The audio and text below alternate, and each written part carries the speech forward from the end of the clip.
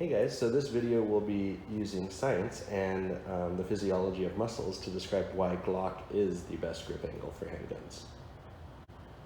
So many people don't like the Glock grip angle because it's not like a 1911 essentially.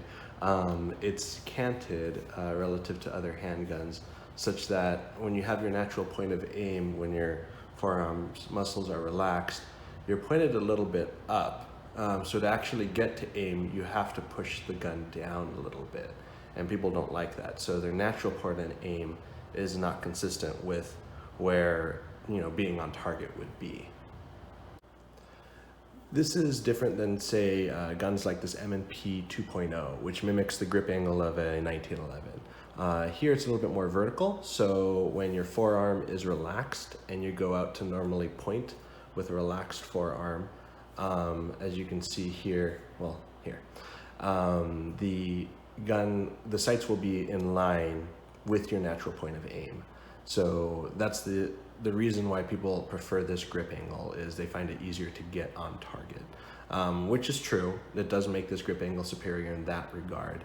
But if you can adapt to the Glock grip angle and you create a new natural point of aim for yourself, is there reasons why flexing your muscles initially in a downward angle is helpful for mitigating recoil, and I'm going to go over that. So as my YouTube name suggests, I am a medical doctor, ARMD, and I know a little bit about the physiology of muscles. So this is a chart showing on the y-axis over here the maximum force generated at various lengths of muscle cells. Your muscle cell is called a sarcomere. So in your natural state, your muscles are right around here, an optimal overlap. They were designed in such a way that in their natural position, they will generate more force. As they shorten and as they lengthen from that natural point, force goes down. So how can we apply this graph to our guns and grip angles? Well, guns like the Smith & Wesson, M&P 1911s, and handguns like that, like I said, when your muscles are in their natural position, you're actually on target. So when you are aiming and about to fire, where are your sarcomeres? Your sarcomeres are right here, and you have maximal force, which is good. When you have a Glock,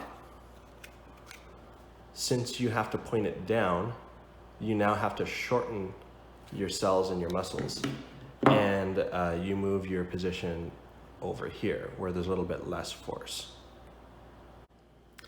So when thinking about this graph and applying it to the guns we talked about, you may think, hey, the M&P has the superior grip angle.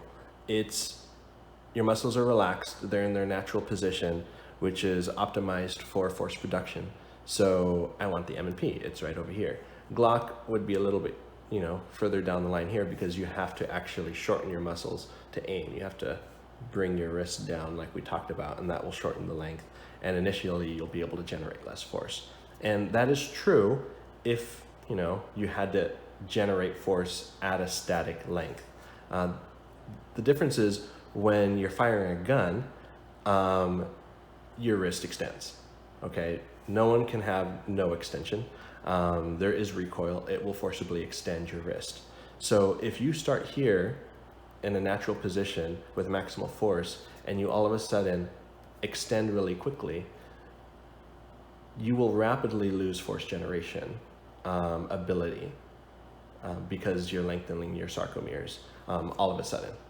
And it'll be harder to bring you back to natural point of aim.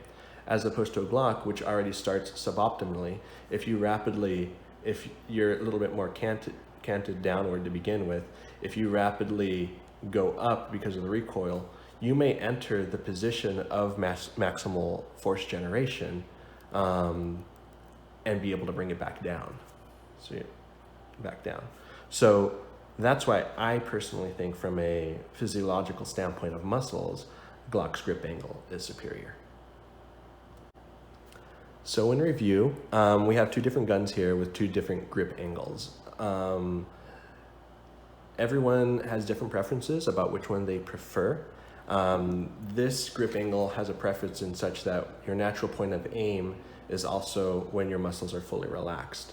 And when you naturally point, you're actually on target. And it's easier to acquire your target with an M&P. The Glock, your natural point of aim when you're pointing, is going to be pointed up. So you're not going to be on target in your natural point of aim. You'll actually have to bend downward. That being said, when you do bend downward on this graph, you start your recoil here, such that when you do recoil, you're able to enter this whole position of large force generation of your muscles and go back down. So if you can train yourself to point naturally, quote unquote,